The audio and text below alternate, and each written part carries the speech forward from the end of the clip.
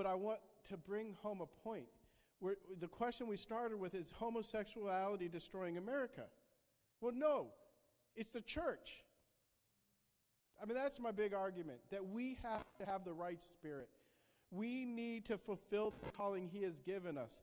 If the works that Christ has called us to do were being done, Sodom would have remained, or America could remain. If God found 10 righteous people, he could have saved Sodom. So we could see this thing turn around. Not saying we will, but we can.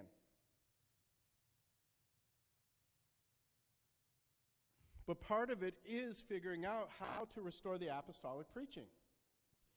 So when I've been looking at this apostolic preaching, they always pointed out the effects of people's sin, the effect of people's rebellion, the effects that it's creating. So I'll give you an example.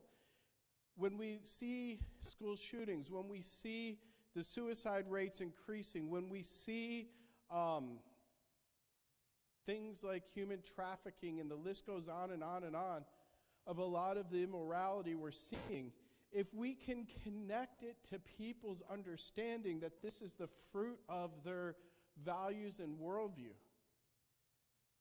this is the natural byproduct of your radical atheism, or there are no absolutes, or you're just a product of chance, or this is a world of survival of the fittest. The list goes on and on.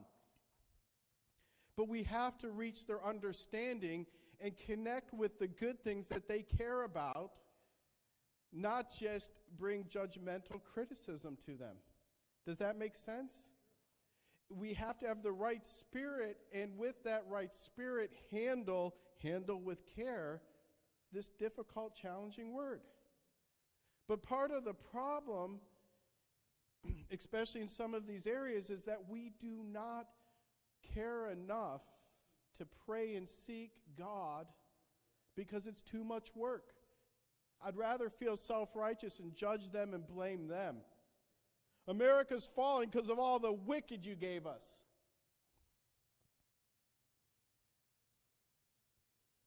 God, forgive us. Lord, forgive us.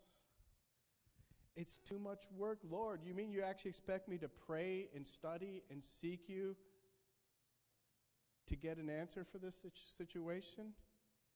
So I was hearing about a gentleman who was a homosexual this last week, and he said that he had went and saw these Christians protesting homosexuality.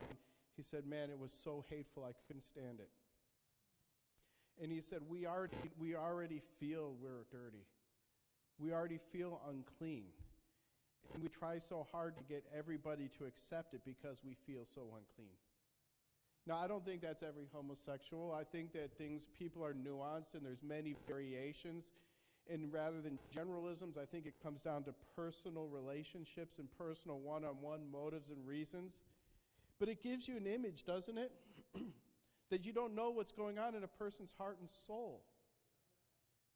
Right?